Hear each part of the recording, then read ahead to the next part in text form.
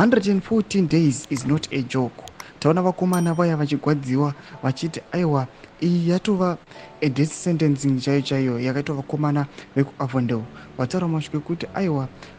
makotsi kuignora kwaari kuita vakomana vana Jameson Timber vachingovakwidza each and every day vachingononzi aiwa their ruling yavo yapostponiwa kuiswa musi wakati vachikukwidzwa maups and down varikuya vachiti aiwa taneta nazvo takuda kuti mungochitudza chokwadi mungotibudira pachena sani namashoko anobuda nyogwa navakomana panapa vechinjiri ndivamonza kuti aiwa ndo vanotaurira vakomana veopposition kuti vasubscribe like turn on the bell icon tichipinda panapa vanouya paindo paunyora vachiti 114 days is not a joke.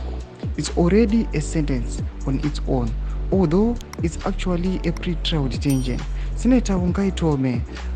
pours her heart out as she shares updates on the ongoing court cases involving the country's political prisoners, including Honorable Amos Chibaya, Senator Jameson Timber, and 64 others. Anoposta mapictures vanhu ava muri kuona 64 others nana Senator